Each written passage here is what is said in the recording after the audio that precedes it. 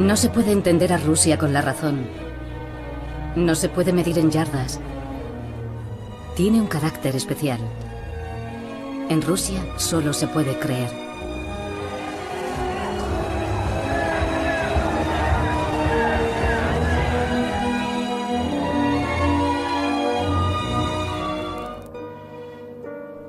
La orden de asesinar a la familia del zar llegó el 16 de julio de 1918 directamente desde Moscú.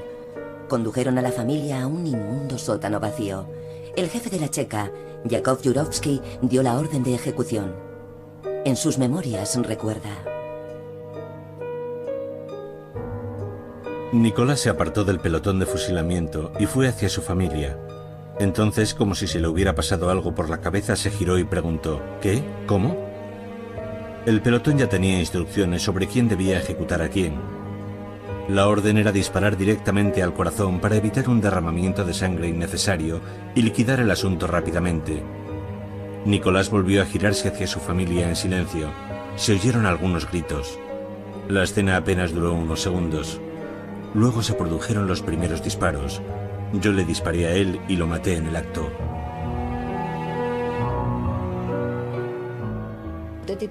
Su espantoso y sangriento final se debió a su constante retraso histórico, a su eterno miedo al cambio, a su miedo al propio pueblo, a que no comprendieron sus tiempos,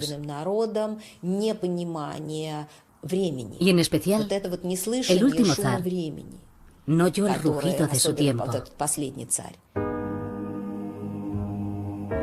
La historia rusa está plagada de presagios. A la familia del zar la asesinaron en Ekaterimburgo, en la casa del comerciante Ipatev. Más de 3 siglos antes, un miembro de la familia de boyardos Romanov se refugiaba del caos que reinaba en el país en el monasterio de Ipatev, en Kostroma, a orillas del Volga. Fue proclamado zar a los 16 años. Son miniaturas de la historia de los Romanov, ilustradas por un pintor contemporáneo, Valentín Fokheyev, que reinterpretó la tradición de la pintura de iconos, modernizándola en forma de viñetas. La Plaza Roja de Moscú y un monumento emblemático. Al mercader Minin y el príncipe Posarsky reza su inscripción. Minin y Posarsky liberaron a la capital rusa de la invasión polaca y del saqueo de los cosacos en 1612. Fueron quienes allanaron el camino a los Romanov. Smuta, o tiempos turbios, es como los rusos denominan el periodo entre finales del siglo XVI y principios del XVII, que comenzó con la muerte de Iván el Terrible y terminó con la proclamación del primer zar Romanov. El pueblo ruso estuvo casi 3 años sin monarca, hasta la elección del joven Mijaíl Romanov, una hoja en blanco. En el año 1613, las campanas de la catedral del Kremlin repicaron durante días anunciando la proclamación del nuevo zar, el joven Mijaíl Romanov. El 11 de julio una gran multitud acude a la ceremonia de coronación. ¿Podría él salvar a Rusia?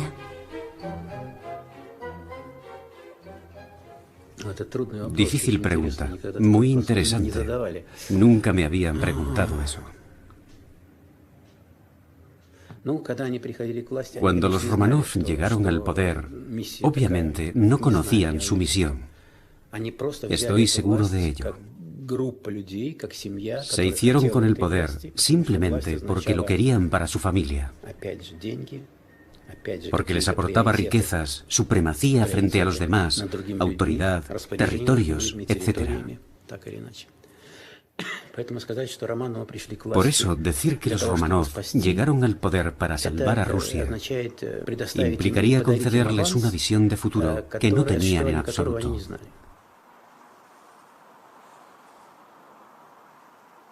En mi opinión, ya se puede hablar de guerra civil en tiempos de Iván el Terrible.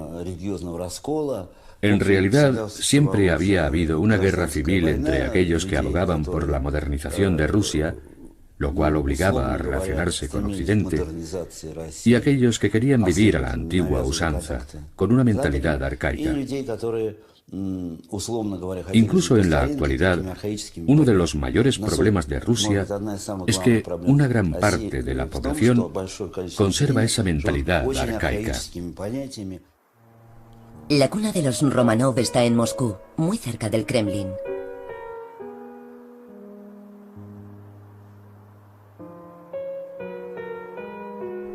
rodeada de las iglesias más antiguas de la ciudad.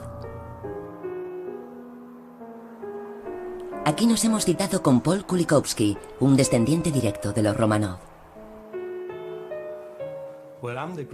Yo soy el tataranieto del zar Alejandro III, cuyo hijo Nicolás II también se convertiría en zar. Su hermana se llamaba Olga Alexandrovna.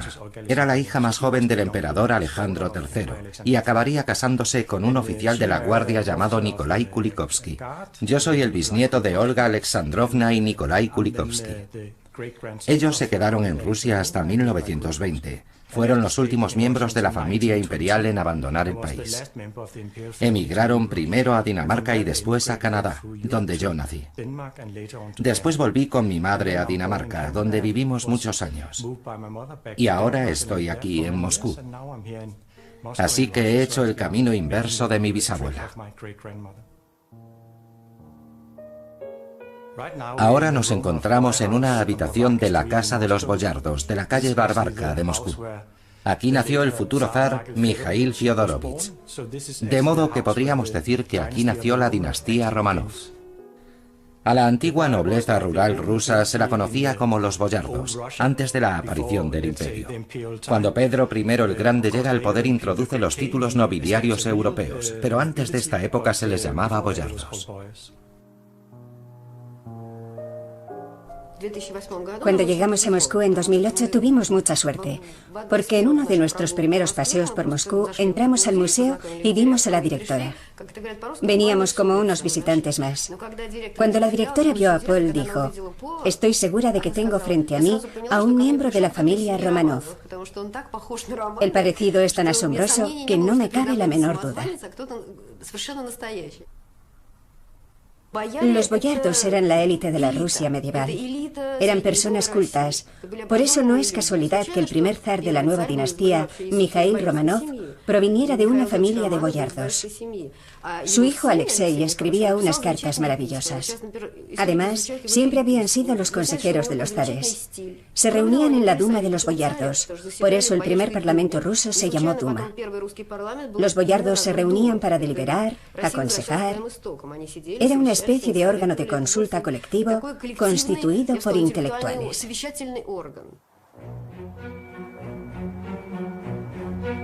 Los Romanov llegaron por casualidad al poder. Su dinastía nace del caos, y la clave de su ascenso residía en el miedo que sembraban y en que siempre vencían a sus audaces opositores. A principios del siglo XVII el imperio empezó a expandirse. Las fronteras se ampliaban cada vez más, por el Volga hacia el sur, internándose en las profundidades de Siberia al este, al norte hacia el mar y más tarde hacia el oeste. Durante los 3 siglos de dominio Romanov, el imperio de los moscovitas se convierte en una gran potencia europea, sin desprenderse de sus orígenes tártaros.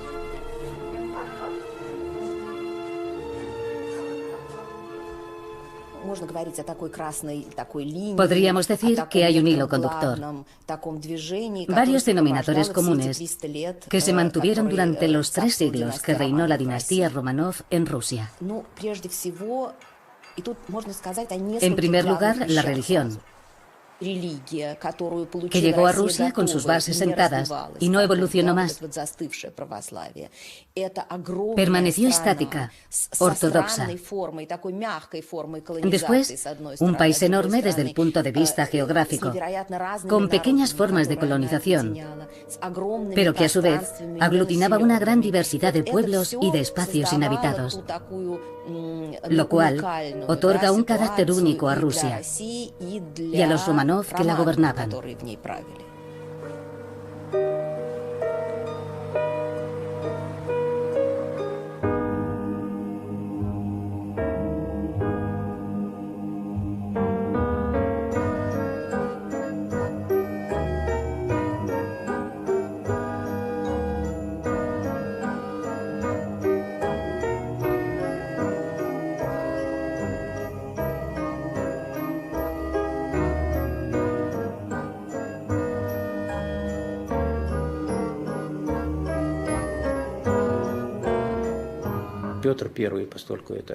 Pedro I sienta las bases de una nueva Rusia, que ahora vuelve su mirada hacia Europa.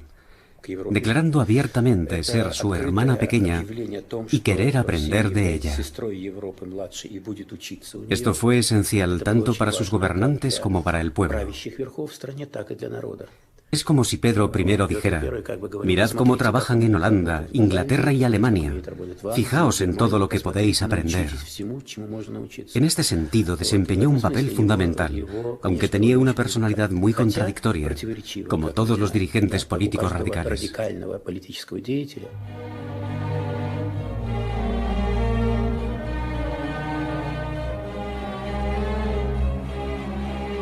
Cuán de bronce es la frente de este jinete, cuán poderoso el ademán de su mano. Qué pensamientos rondan esta cabeza y qué fuerza esconde su caballo. Así rezan los versos de El jinete de bronce de Alexander Pushkin.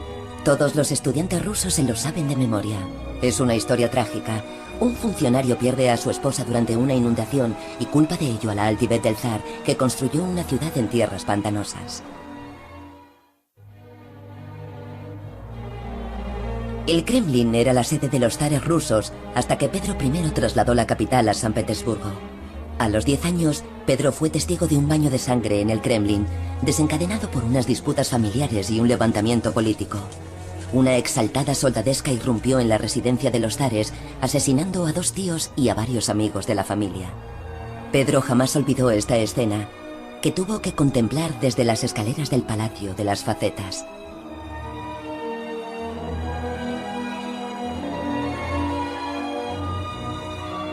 Muy distinto se sentía en Kolomenskoye, la residencia estival a orillas de un meandro del Moskova al sur de Moscú. Esta terraza fluvial es en la actualidad un popular lugar de recreo para los moscovitas. Pedro pasó aquí parte de su infancia y su juventud. En el gigantesco palacio de madera, la vida era desenfadada. Pedro descubrió allí su afición por los trabajos manuales y por el agua.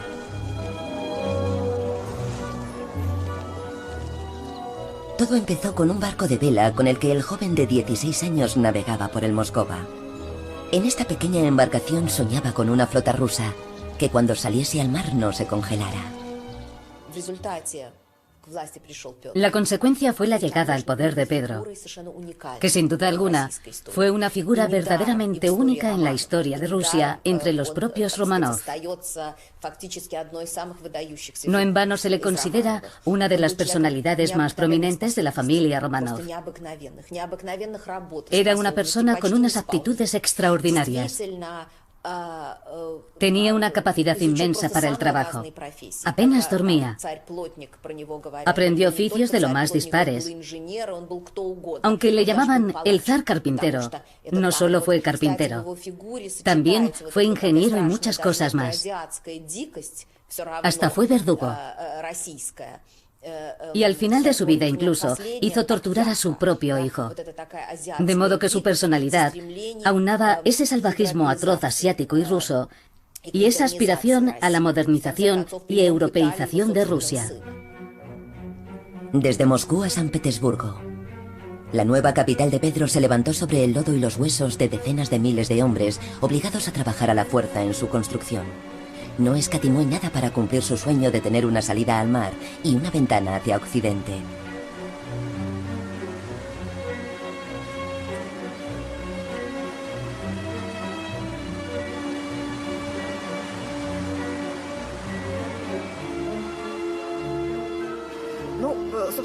La historia de San Petersburgo comienza con la fortaleza de Pedro y Pablo. Fueron los años de la Gran Guerra del Norte, que Pedro I le declaró al rey Carlos de Suecia. Tras elegir la isla de las Liebres, la isla Sayaki, para su construcción, el 16 de mayo de 1703 se levantó la fortaleza de Pedro y Pablo. Aunque no se construyó en piedra, sino con adobe y madera, era un concepto muy novedoso para Rusia, porque se erigió según un nuevo modelo francés. La construcción de la ciudad estuvo muy condicionada por la orografía y el clima. Es una ciudad muy húmeda y fría. Hoy día sus habitantes siguen quejándose de que Pedro no decidiera fundar la ciudad más al sur. Hablamos de unos terrenos pantanosos que daban muchos problemas. Para erigir algunos de los edificios se clavaron postes en el lodo. Se necesitó muchísima arena y tierra. Incluso la mitad de la minúscula isla Sayaki, donde se levantó la fortaleza, es artificial.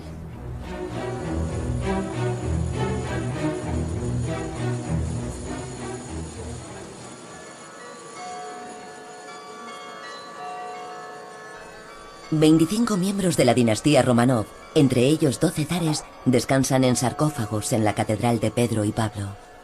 Pedro I el Grande yace en una lujosa tumba adornada con un busto de bronce y rosas de plástico.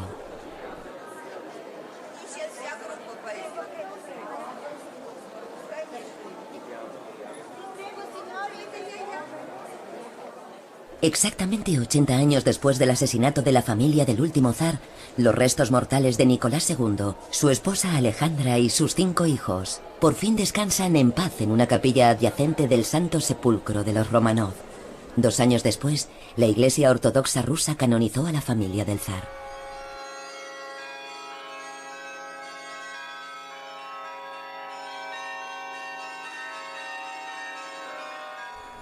Dos pisos por encima del órgano, el ingeniero jefe a cargo de la fortaleza de Pedro y Pablo nos muestra las vistas más bellas de la ciudad.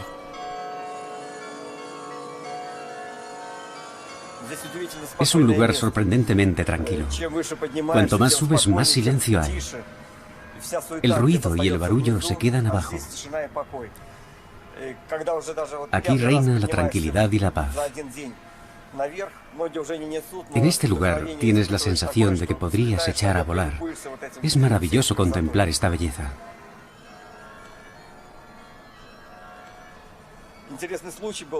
En el año 1830 aquí tuvo lugar un interesante episodio. Durante una tormenta se dobló la cruz del chapitel y la veleta se quedó atascada. Ya no podía girar. Se le había desprendido una de las alas. Hubo varias propuestas para su reparación, pero todas eran muy costosas porque no hay escalera dentro del chapitel y solo se podía acceder a ella mediante un andamio. Y eso era naturalmente muy costoso. Pero el techador, Piotr Terushkin, se ofreció a repararlo ayudándose únicamente de unas cuerdas y aceptaron su propuesta.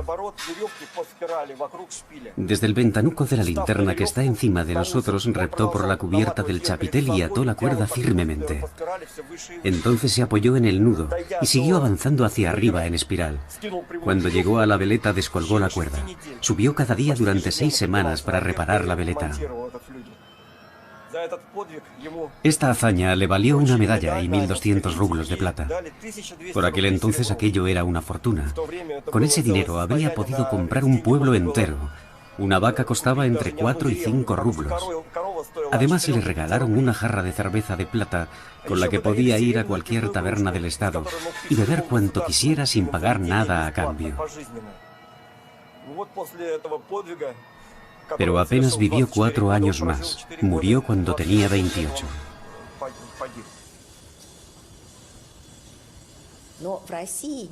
Cuando hablamos de la historia de los Romanov en Rusia, podríamos compararla con un tango. Daban un paso adelante, a veces incluso un paso muy impetuoso hacia el frente, y después de pronto daban 2 pasos atrás. Tras la muerte de Pedro, la regresión fue muy repentina. El precio de sus reformas fue muy alto para Rusia. Durante la construcción de San Petersburgo murieron miles de personas, sin olvidar sus constantes guerras, que acabaron por dejar exhausta a la población. A Pedro se le considera un emperador inclemente. Convirtió a su imperio en una gran potencia. Precisamente en Moscú, la ciudad que Pedro detestaba, se yergue hoy un gigantesco monumento en su honor. Puro kitsch y no muy apreciado por el pueblo.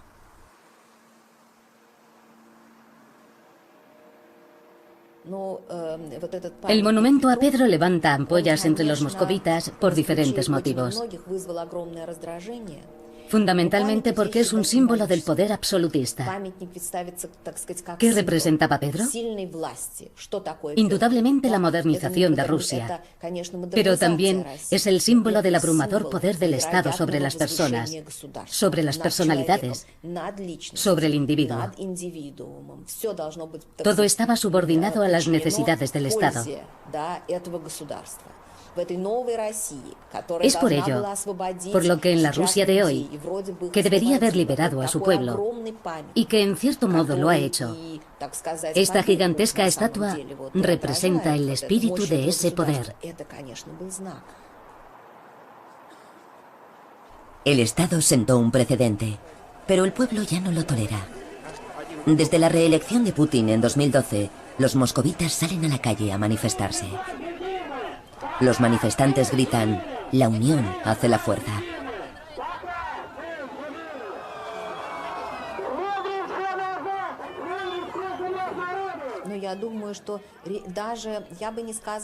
Yo no compararía a Putin con un zar. Casi podríamos decir que él tiene mucho más poder, porque hoy en día contamos con otras posibilidades y estamos en otro momento totalmente distinto. Creo que estas protestas han surgido porque hay paralelismos históricos, porque sus gobernantes, de nuevo, no comprenden que Rusia necesita una modernización, ni qué tipo de modernización necesita. Cuando estás en el punto de mira del poder y este te detesta, te hace picadillo en un abrir y cerrar de ojos. Pasas de ser fuerte y emancipado a convertirte en una persona insegura, hasta quedarte sin personalidad. A esto Dostoyevski lo denominó la criatura temblorosa. Aquí no hay ningún medio que te permita huir de la animadversión del poder. Si el poder quiere, no tienes ningún instrumento para escapar. Ya lo hemos visto con Khodorkovsky y con las absurdas acusaciones a las Pussy Riot, donde el odio se impuso a la justicia. Lo vimos a lo largo de todo 2012, cuando introdujeron una medida represiva tras otra en la legislación, como si estuvieran imprimiendo billetes. A menudo, la rabia hacia el poder se puede superar con el humor negro. Putin llama a Stalin y le pregunta si se le ocurre qué podría hacer con los manifestantes y con las protestas. Y le dice dos cosas: fusila a todos los demócratas y pinta el Kremlin de azul. A lo que Putin responde: ¿y por qué de azul? Entonces Stalin le dice: sabía perfectamente que no ibas a preguntarme por lo primero.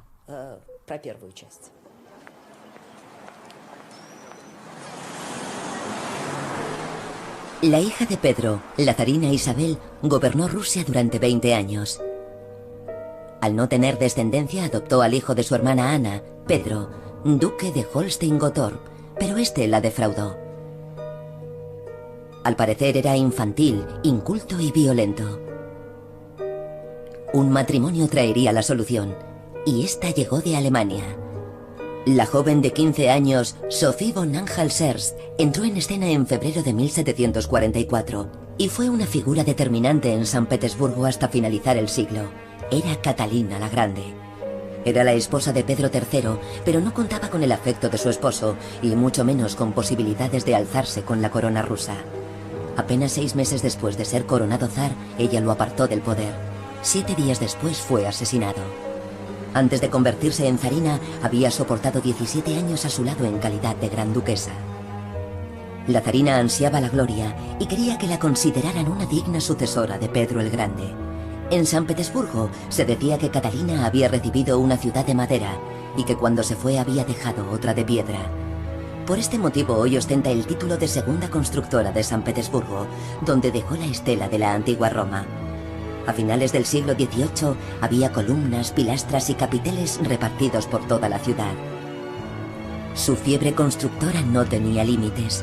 En una carta confesaba: Saben que la fiebre constructora aquí es más frenética que nunca. Ningún terremoto podría destruir más casas de las que estamos levantando. Construir es una enfermedad como el alcoholismo y también una especie de costumbre.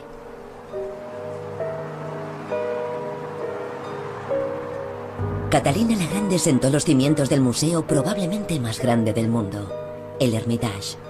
Estaba repleto de cuadros, pues además de su fiebre constructora también era una ávida coleccionista.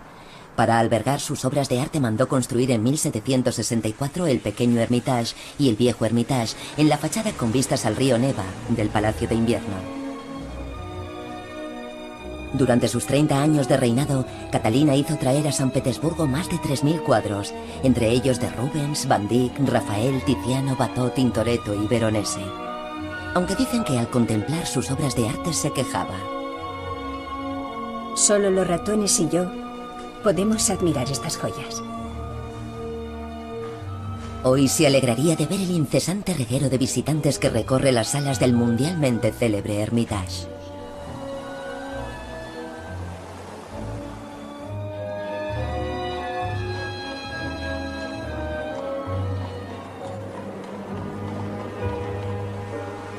La emperatriz introdujo a Rusia en el panorama político y cultural europeo. Reforzó el centralismo político y fortaleció las bases de una gran potencia. Se vanagloriaba especialmente de sus triunfos militares. Si gobernara 200 años más, Europa entera acabaría subyugada bajo el cetro ruso. Todo eso contribuyó en gran medida a convencer a muchos de esa idea, de que Rusia debía seguir su propio camino, de que Occidente jamás podría comprender a Rusia, que era diferente a todo lo demás.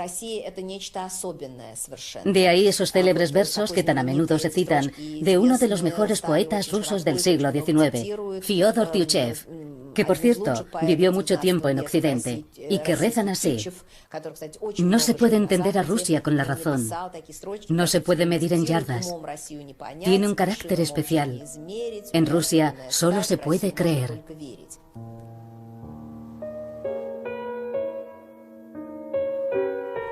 El reinado de Pablo I, el hijo de Catalina, fue breve y estuvo dominado por el terror.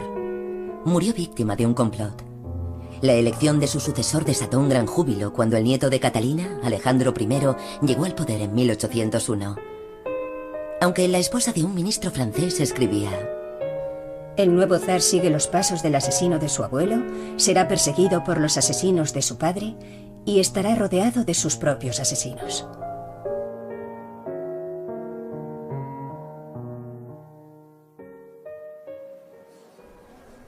La civilización europea siempre llegaba de la mano de mujeres alemanas que se casaban con los zares rusos.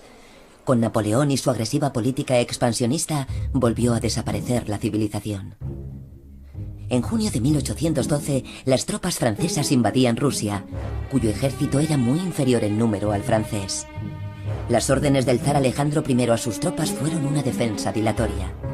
Su intención era desgastar a los invasores con la inmensidad del territorio y su duro clima. A principios de septiembre de 1812, el ejército francés había avanzado hasta Borodino, a 80 kilómetros al suroeste de Moscú. Allí tuvo lugar una de las batallas más encarnizadas y sangrientas de la historia. Los franceses ganaron. Napoleón se encontraba a las puertas de Moscú y esperaba que le entregaran sus llaves. Pero nadie acudió a dárselas. Los 240.000 habitantes de la ciudad habían huido. Parte de la ciudad había ardido. Se quemaron 6.500 casas y no quedaban provisiones en la ciudad. Napoleón tuvo que abandonar el Kremlin en llamas. Cuando cayeron las primeras nieves a finales de septiembre, comenzó la retirada a través de un territorio devastado. El ejército de Napoleón había caído. El imperio ruso se había convertido en el salvador de Europa y ésta volvía a reordenarse.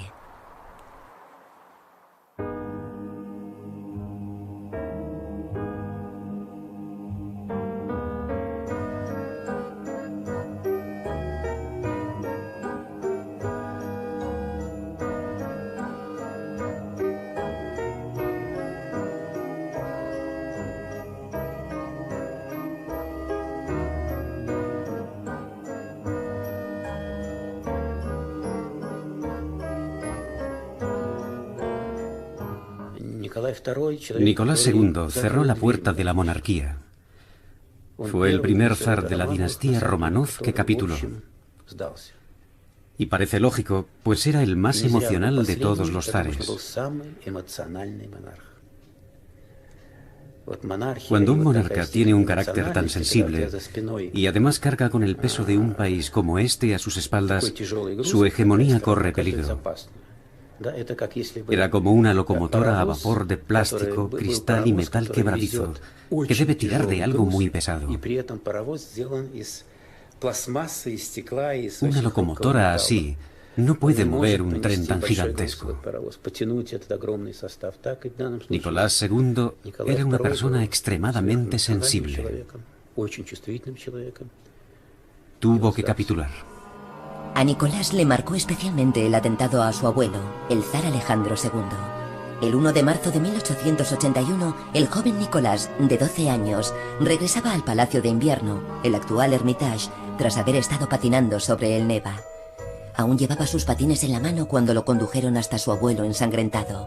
Esta experiencia persiguió al joven zarevich durante toda su vida. Tanto nosotros como Rusia deberíamos aprender de la historia de los Románov. Durante sus 3 siglos de reinado, vulneraron una y otra vez las leyes que ellos mismos habían proclamado.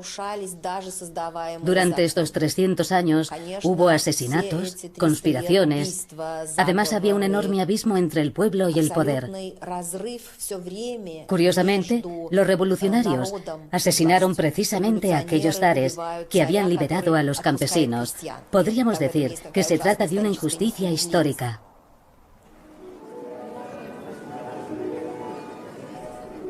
Entre las tradiciones de la corte rusa estaba el ballet. Desde el siglo XVII, el ballet imperial ruso constituye un elemento esencial de las tradiciones cortesanas.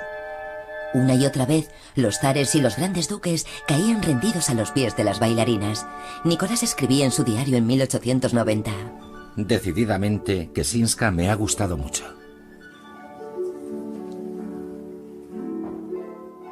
Matilde Ksenska era una bailarina del ballet imperial. Su éxito residía en su gracia y en su expresión especial que cautivaban al público. Pero la aventura no avanzó al mismo ritmo que la carrera de esta primera bailarina. Los Románov enviaron a su vástago a recorrer mundo durante casi un año. A su vuelta se encontraron de nuevo en el Teatro Mariinsky. Poco después comenzó un desenfrenado romance entre el heredero al trono y la bailarina que duró casi 2 años.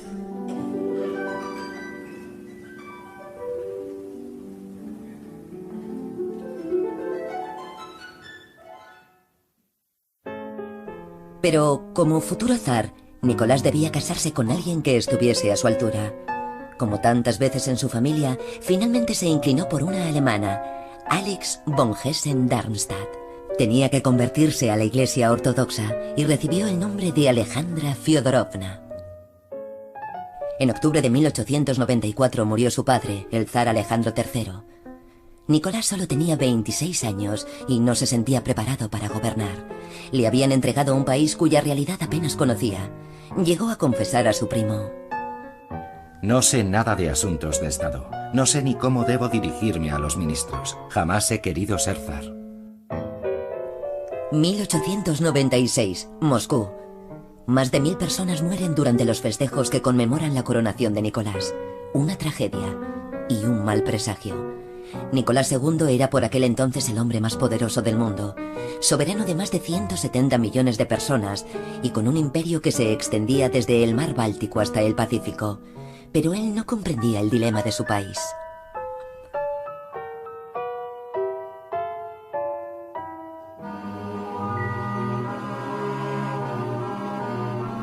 El escritor León Tolstoy le escribió una carta al zar quejándose de la decadencia moral. He aquí el nivel de bienestar del pueblo. Niños demacrados, tribus degeneradas, personas conviviendo con animales, trabajando de sol a sol, opresión y resignación. Y en el otro extremo, solo intereses personales, ambición, lujos, ansias de influencia y poder.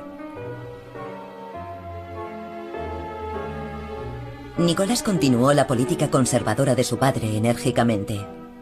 Rusia era un estado de acusados contrastes. Mientras que florecían las artes, la ciencia y la industria, el país seguía viviendo políticamente en el pasado, en el absolutismo. El 80% de la población vivía en el campo, en la más absoluta pobreza, mientras que la nobleza celebraba sus fiestas por todo lo alto, muy lejos de los millones de campesinos hambrientos.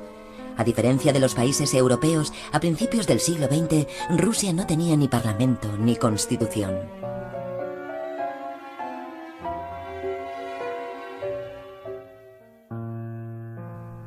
En 1905, tras la guerra ruso-japonesa, los trabajadores de la industria metalúrgica se pusieron en huelga en San Petersburgo. Los más de 100.000 obreros se dirigieron hacia el Palacio de Invierno con una petición para el zar. 200.000 personas marchaban cantando canciones religiosas. Entonces se dio la orden de disparar. Hubo muchas víctimas mortales. El 9 de enero pasaría a la historia como el Domingo Sangriento de San Petersburgo. El palacio de Alejandro en Sasko-Selo siempre fue un lugar de refugio para la familia imperial. Cuando el caos empezó a extenderse por el país amenazando su hegemonía, Nicolás hizo algunas concesiones. Después de muchas vacilaciones, concedió a su pueblo el derecho a la libertad de expresión y de reunión e introdujo algunas reformas políticas. El manifiesto que por fin anunciaba la creación de un parlamento para el país, la Duma, se leyó en el gran salón del trono del Hermitage.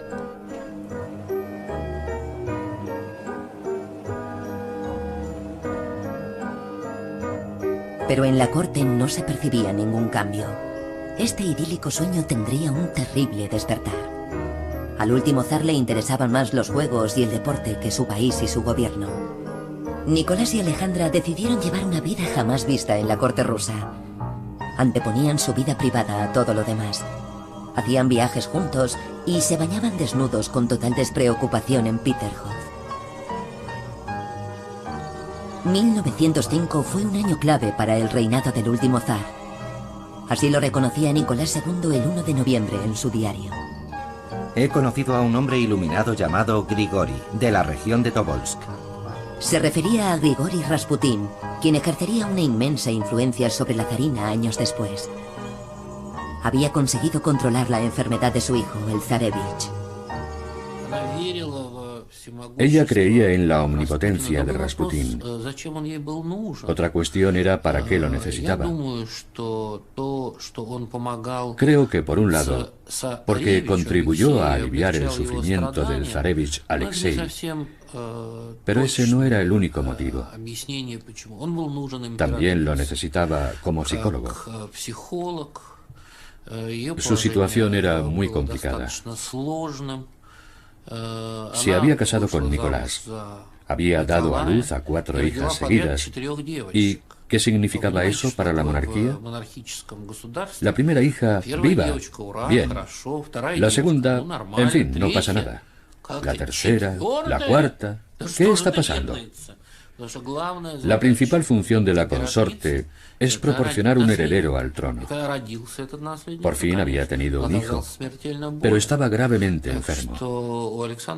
Aunque Alejandra siempre había sido una mujer de nervios delicados, con el tiempo su histeria y sus neurosis se agravaron. Hoy día habríamos llamado a un psicoanalista para tranquilizarla. Y creo que Rasputín fue quien desempeñó el papel del psicoanalista. El zar reaparece a lo grande en el Kremlin de Moscú durante los festejos del 300 aniversario de la dinastía Romanov en mayo del año 1913. Decenas de miles de espectadores se apiñan en los engalanados bulevares. Hombres de estado del mundo entero acuden a los festejos, incluso la alta nobleza europea. El progreso del país es impresionante. El imperio ruso brilla con todo su esplendor, un motivo de celebración. Pero esta paz era engañosa. El resplandor del imperio se fue apagando en el transcurso de los 4 años siguientes.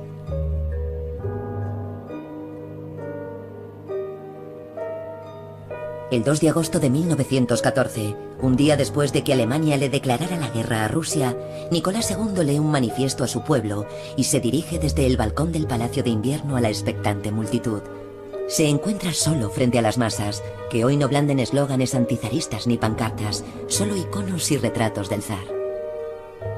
Durante un instante, el enemigo logra unir una vez más al zar y a sus súbditos en la historia. El enemigo se llama Alemania, el país de origen de la zarina y de tantos otros queridos parientes. La participación en la Primera Guerra Mundial fue un error garrafal. Una torpeza sin precedentes por parte de las monarquías rusa y alemana. Además eran familia. Iban a combatir entre primos. Si no se hubiera producido esta guerra, el régimen no habría sufrido un final tan espantoso, no habría caído de esa forma tan estrepitosa. Los Románov pagaron sus errores con mucha sangre. No vieron el peligro que se cernía sobre ellos. La Primera Guerra Mundial dejó al descubierto todas las contradicciones y los conflictos del sistema. Los agravó. Eso fue lo que condujo al terrible fin de la dinastía. Al principio de la guerra se respiraba una atmósfera antialemana. Todos sabemos que Rasputín se oponía a la guerra. La zarina era alemana. Eso significaba una traición. Había rumores increíbles sobre la existencia de comunicación directa entre Salskoe Selo, la residencia de los zares, y el Estado Mayor alemán. Todo esto provocó agitaciones y echó más leña al fuego. La guerra fue el catalizador del descontento. Los soldados querían pan y paz. Esos fueron los lemas de la revolución.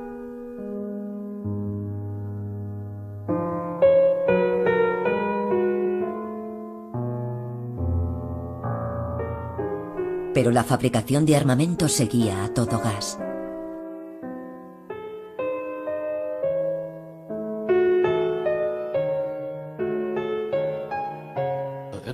Esta crisis, desencadenada sobre todo por la Primera Guerra Mundial, fue una crisis de poder de la dinastía. No surgió de la nada. Rasputín también contribuyó a acelerar el desarrollo de los acontecimientos. Y finalmente, un monarca débil, Nicolás, a quien llevaron al cuartel general del frente en septiembre de 1915. Desde mi punto de vista, ese fue el primer paso hacia la fatalidad. Rasputín tiene en sus manos el destino de la familia del zar. Ahora es más influyente en la corte que todos los ministros y militares juntos. Aprovecha la ausencia del zar e intenta influir políticamente mediante cartas a la zarina.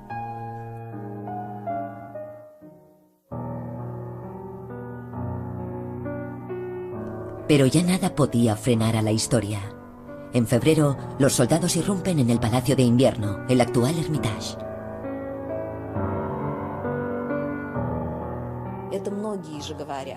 Hay una idea muy extendida, y es que la tragedia de Rusia y la tragedia de los Romanov reside en que todos llegaron tarde. Por eso se había formado esa madeja de contradicciones que estalló en 1917. Durante los últimos 100 años hemos perdido nuestros valores en dos ocasiones, tanto los humanos como los nacionales.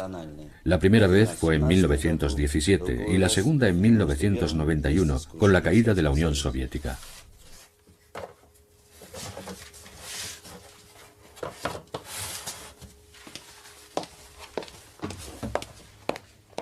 El archivo estatal de la Federación Rusa conserva los diarios del zar Nicolás II y de la zarina Alejandra. El 2 de marzo de 1917 el zar escribía: Mi abdicación es indispensable. Es fundamental que dé este paso para poder salvar a Rusia.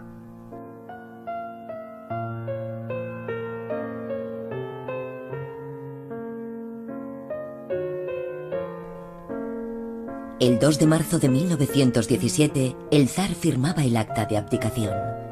Después partió hacia Sarskoe Selo para reunirse con su familia, que ya se encontraba retenida.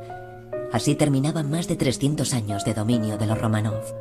El vacío de poder lo ocupó primero un gobierno civil provisional democrático, procedente de la última Duma.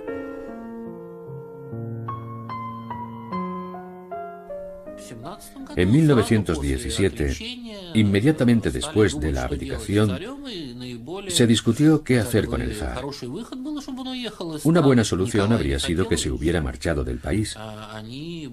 Pero Nicolás no quería. La familia era ingenua y pensaron que con su abdicación el asunto había quedado zanjado, que vivirían en Livadia, en Crimea. Eso habría sido del agrado de Nicolás. A fin de cuentas, llevaba más de 20 años sufriendo por tener que dirigir un imperio tan vasto. Dicho suavemente, era una persona que nunca estuvo a la altura de las circunstancias. Aquello le venía demasiado grande. En 300 años, era la primera vez que Rusia no tenía un zar. Los emblemas del poder del zar fueron destruidos en todo el país.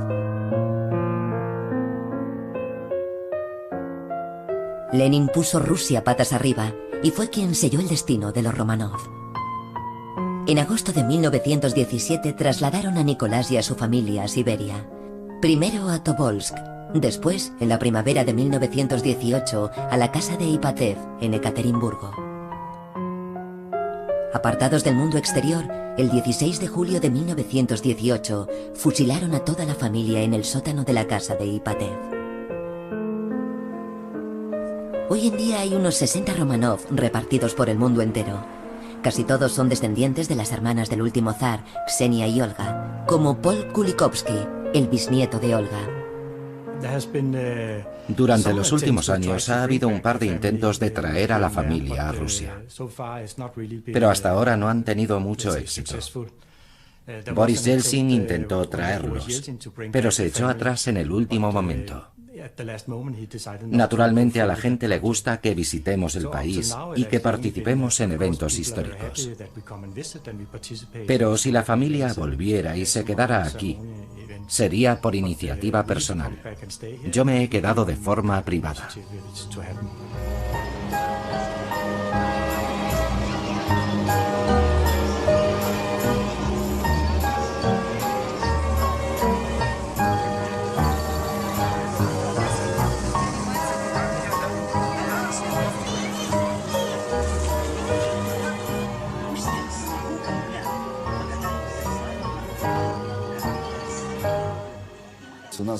Es como en el fútbol, cada uno juega para su equipo.